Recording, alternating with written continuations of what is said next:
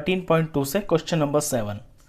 A solid consisting of a right circular cone of height 120 centimetre and radius 60 centimetre standing on a hemisphere of radius 60 centimetre. Question में ये दिया है कि कोई solid है और वो ऊपर से है कोन की शेप का और ये किसी हेमिस्फेयर के ऊपर टिका हुआ है। कोन की मेजरमेंट्स दे रखी है। कोन की जो हाइट है ये है 120 centimetre,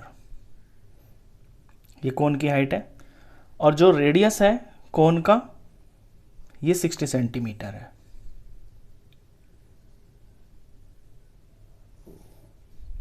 standing on a hemisphere of radius 60 centimetre, जिस हेमिस्फेयर के ऊपर ये कोन टिका हुआ है उसका भी रेडियस जो है 60 सेंटीमीटर ही है। ये एक सॉलिड है। आगे कहता है is placed upright in a right circular cylinder full of water such that it touches the bottom.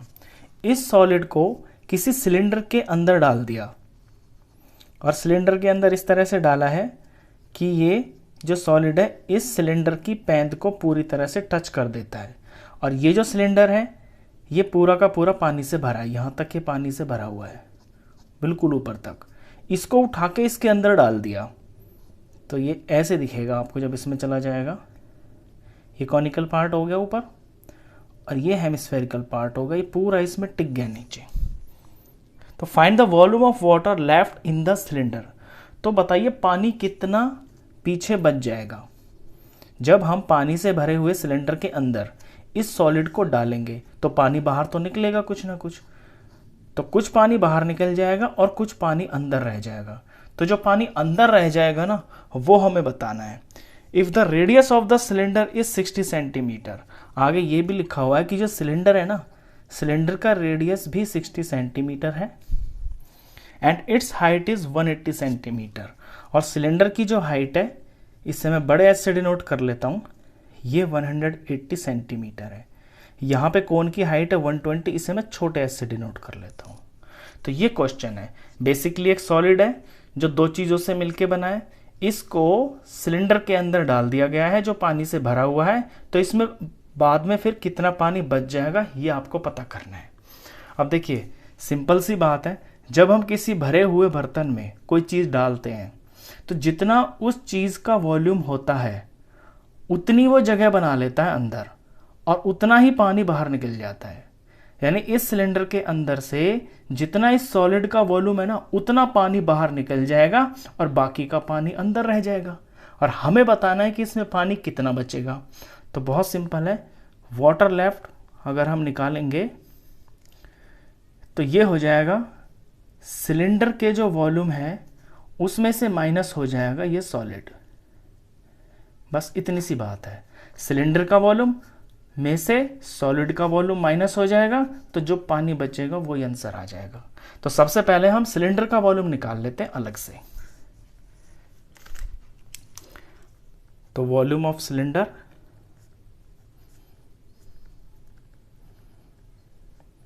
Cylinder का फॉर्मूला होता है pi r square height, pi r square. यहां मैंने इसको बड़े एस से डिनोट किया है, आर को मैंने छोटा ही लिया है क्योंकि इसमें जो तीनों शेप्स है ना, कोन हो, हेमिस्फेयर हो, चाहिए सिलेंडर हो, तीनों का रेडियस 60 सेंटीमीटर ही है। तो इसकी वैल्यू भरते हैं इसमें 22/7, रेडियस की जगह लेना है 60 इंटू 60, दो बार है, और हाइट जो है सिलेंडर की दे रखी है यहाँ पे 180 सेंटीमीटर। इसे सॉल्व करते हैं, 7 से कुछ कट तो रहा नहीं है तो ऊपर ऊपर मल्टीप्लाई करना पड़ेगा आपको। तो पहले तो पीछे की जीरोज ही काउंट कर लें, 1, 2 और 3, तो आंसर में 3 जीरो तो आएंगी। अब बचेगा 22, 6 इंटू 6 इंटू 18, इन चारों को जब मल्टीप्लाई करेंगे ना तो ये वैल्यू आ जाएगी 14256 और नीचे 7 का 7। इसे आप यहीं पे छोड़ देना, इसे सॉल्व मत करना क्योंकि आगे आसानी से सॉल्व हो जाएगा। सिलेंडर का वॉल्यूम हमने निकाल दिया, अब वॉल्यूम निकालेंगे हम सॉलिड का, इसका। तो वॉल्यूम ऑफ सॉलिड, अब सॉलिड दो चीजों से मिलके बना है, कोन से मिलके बना है और हेमिस्फेयर से मिलके बना है। तो सॉलिड का जो वॉल्यूम है वो वॉल्यूम ऑफ कोन और प्लस वॉल्यूम ऑफ हेमिस्फेयर के बराबर हो जाएगा। तो वॉल्यूम ऑफ कोन का फॉर्मूला होता है 1/3 पाई आर स्क्वायर, और ये मैं छोटा h ले रहा हूं यहां पे क्योंकि कोन की हाइट को मैंने छोटे h से डिनोट किया है और रेडियस तो सब में सेम ही है, प्लस वॉल्यूम ऑफ हेमिस्फेयर का फॉर्मूला होता है 2/3 पाई आर क्यूब। अब इन दो में जो चीज़ कॉमन आ रही है उसे हम बाहर ले सकते हैं। देखिए 1/3 और यहां भी 1/3 ये कॉमन है, पाई और पाई दोनों में कॉमन है, यहां आर स्क्वायर और यहां पे आर क्यूब है, यानी आर स्क्वायर तो दोनों में ही है, तो आर स्क्वायर बाहर ले लिया। तो फर्स्ट टर्म में से बच गया ये छोटा h, और नेक्स्ट टर्म में से बच गया ये 2, और यहां 3 बार r है ना, r का क्यूब, 2 बाहर आ गए तो यहां 1 r बच गया। अब इसमें वैल्यू पुट करते हैं, 1/3 पाई की जगह लेंगे 22/7 और रेडियस 60 इंटू 60 ब्रैकेट स्टार्ट। ये हाइट है छोटी वाली यानी कोन की हाइट, और ये 120 है 2, और ये रेडियस 60 यानी 2 इंटू 60। अब इसे सॉल्व करें तो इसमें 3 से पहले ब्रैकेट को सॉल्व कर लेते हैं, सारे को फिर एक साथ ही देख लेंगे, अगर कुछ कटेगा तो पहले सारा ले लेते हैं। 60 इंटू 60 ये 120 हो गया, और 60 को 2 से मल्टीप्लाई करेंगे तो 120 हो गया, तो 120 और 120 ये 240 हो गया। तो मैं सारे ब्रैकेट का आंसर 240 लिख लेता हूँ। अब इस 240 को मैं 3 से काट देता हूँ, ये 3 1 जार और ये 3 8 जार 24, ये 80 आ गया। अब ऊपर ये 4 नंबर बचे हैं 22, 60, 60 और 80, इनमें से कोई भी 7 से पूरी तरह से डिवाइड नहीं होता, यानी कि नहीं कट रहा, तो 7 तो एज इट इज नीचे रह जाएगा, और चारों को करना पड़ेगा मल्टीप्लाई। तो मल्टीप्लाई करने के लिए जैसे हमने ऊपर किया था, बिल्कुल किसी भी मल्टीप्लाई में अगर लास्ट में जीरोज होते हैं ना, तो सबसे पहले हम उसके जीरोज को काउंट करके लिख लेते हैं, क्योंकि वो तो आंसर में आने ही आने हैं। तो 1 0 2 0 3 0, तो 3 0 तो ये आएंगे ही। अब 22 इंटू 6 और इंटू 6 और फिर इंटू 8 बचा ना यहाँ से, तो इन 4 नंबरों का जब प्रोडक्ट करेंगे तो ये प्रोडक्ट आएगा 6336, और आगे 3 0 और सेंटीमीटर क्यूब। तो ये तो वॉल्यूम ऑफ सॉलिड आ गया। अब हमारे पास 2 आंसर आ गए, एक तो वॉल्यूम ऑफ सिलेंडर है वो भी आ गया, और वॉल्यूम ऑफ सॉलिड है वो भी आ गया। ये 7 मैंने इसलिए डिवाइड नहीं किया था, आप समझ गए होंगे, क्योंकि अब दोनों के नीचे 7 आ गया ना, तो इसे सॉल्व करना थोड़ा आसान हो जाएगा। चलिए अब हमें निकालना है volume of water left. Volume of water left कि कितना पानी पीछे बच गया। तो पानी बचेगा, वॉल्यूम ऑफ सिलेंडर पहले लैंग्वेज में लिखेंगे, volume of cylinder minus volume of solid. Cylinder का वॉल्यूम ये रहा ऊपर 14256 और ये 000 अपॉन में 7। वॉल्यूम ऑफ सॉलिड ये रहा 6336 और 3 टाइम्स 0 अपॉन में 7।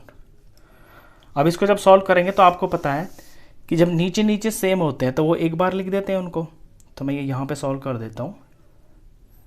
इसके बाद यहाँ से क्वेश्चन है ये, तो नीचे तो 7 ही आएगा और ऊपर ऊपर की चीज़ें माइनस हो जाएंगी। तो 3 बार 0 है, 3 बार 0, ये तो पीछे से जो है 0 से तो 0 ही आ जाएंगे, तो 3 तो 0 आ गए। चौथा नंबर है 6, 6 में से 6 गया तो भी 0 आ गया, फिर 5 में से 3 गया तो 2 आ गया, और यहाँ 4, यहाँ 2 में से तो 3 नहीं जा सकता, 12 में से 3 गया तो ये 9 आ गया, यहाँ 3 बच गया तो ये 13 बना लेंगे, क्योंकि 3 से 6 नहीं जा सकता, 13 में से 6 गया तो 7 आ गया। आप इसे रफ में करके देख लेना, आपकी तसल्ली हो जाएगी, क्योंकि ऐसे करने मैंने तो डायरेक्ट कर दिया है, आप ऊपर नीचे इनको लिख लेना और माइनस कर लेना, ये वाली वैल्यू आ जाएगी। तो ये सेंटीमीटर क्यूब, ये सॉलिड का वॉल्यूम है। अब इसे 7 से आप डिवाइड कर देंगे। जब इसे 7 से डिवाइड करेंगे तो ये वैल्यू आएगी 113142.57। पॉइंट के बाद 2 नंबर तक कर लेना बस, इससे ज़्यादा की ज़रूरत नहीं है। ये सेंटीमीटर क्यूब आ गया।